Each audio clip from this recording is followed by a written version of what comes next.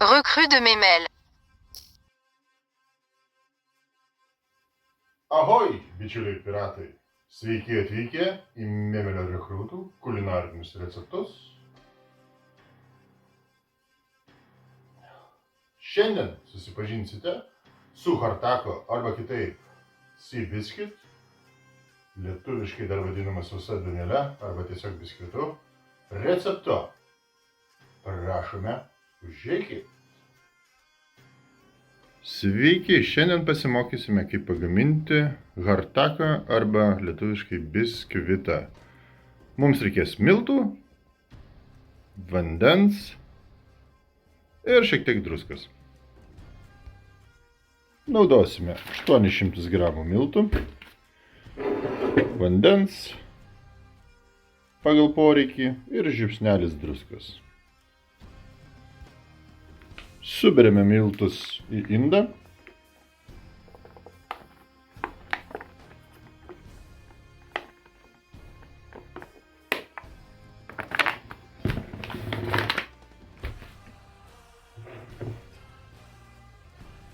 Pilame šiek tiek vandens.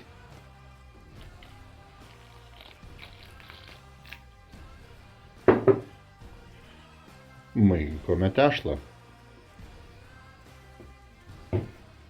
Jeigu reikia palei poreikį, jeigu matome, kad tešla yra per sausa, vėl papildome su vandeniu. Minkome tešlą, kol jinai pasidarys vienalytė, neturės jokių gumulų, kol konsistencija bus vienoda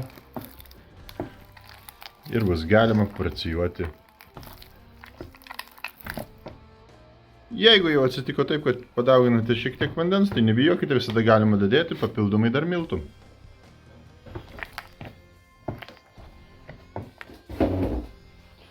Kai tešla pakankamai jau išsiminko, jos minkimą reikia pratęsti, nebebliūdė, nes yra nebepatogu, o tiesiog šiek tiek pasibarstus miltų ant stalo.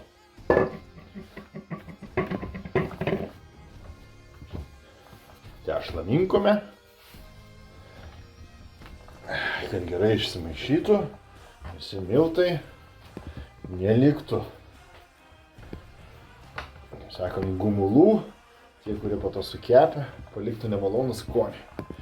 Viskas turi būti vienos konsistencijos. Tai, kol minkome, pavargstame, galime pasimėgauti ir gaivių gėrimų.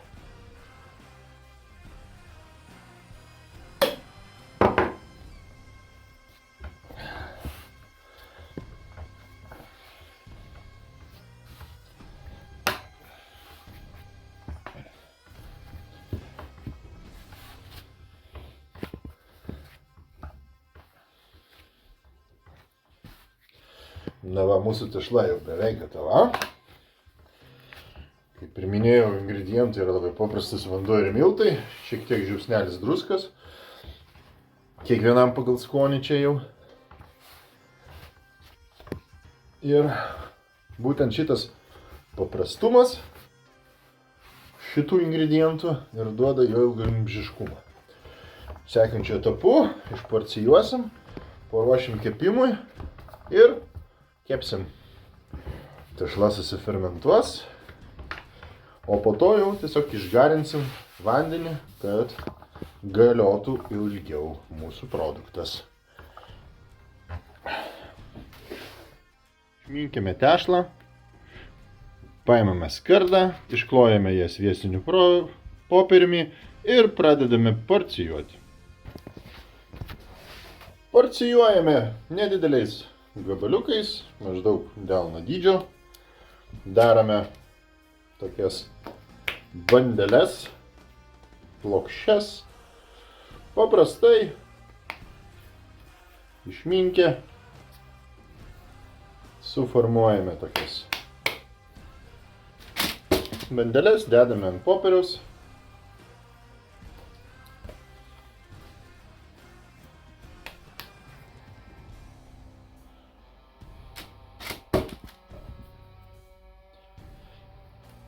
Žinoma, senovėje tai šitas biskvitas ypač skirtas kareivių daviniam į laivus, buvo griežtai reglamentuotas.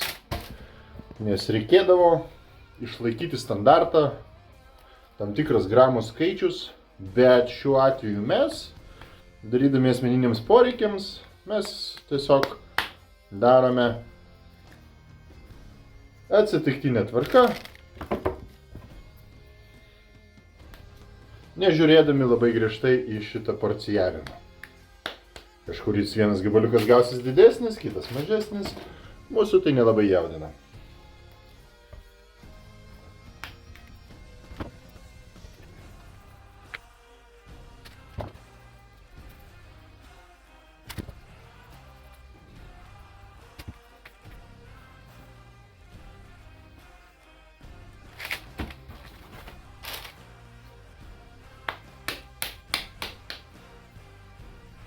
Kaip matote, jeigu reikia papildomai dar paploninu, paplatinu, paskirstau mūsų biskvitus kaip skardoje, tam, kad išnaudoti maksimaliai visą vietą.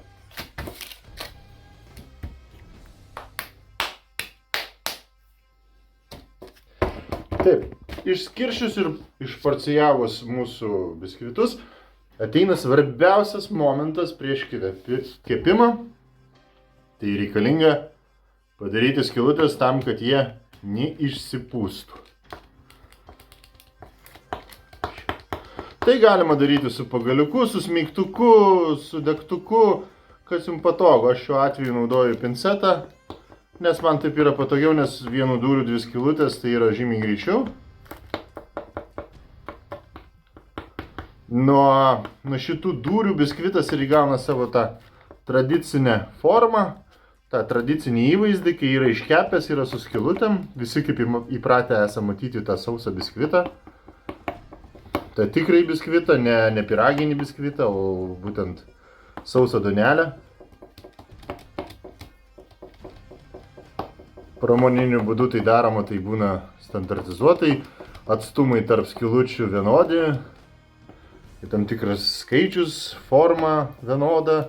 Na, o mūsų naminiai, tie tokie namudiniai tikrieji tų laikų, būtent 18 amžiaus biskvitas, taip ir gaunasi.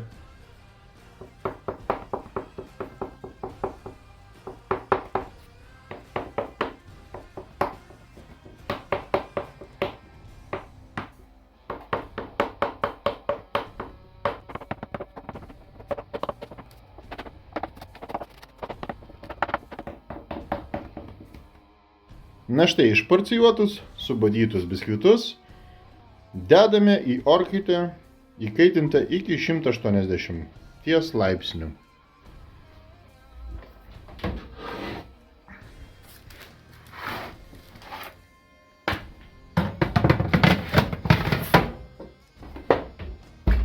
Ir 180 laipsnių temperatūroje kepiama panašiai apie 2–2,5 valandas. Iš tikrųjų galima ir šiek tiek trumpiau, jeigu norite, kad biskvitas viduje būtų šiek tiek minkštesnis.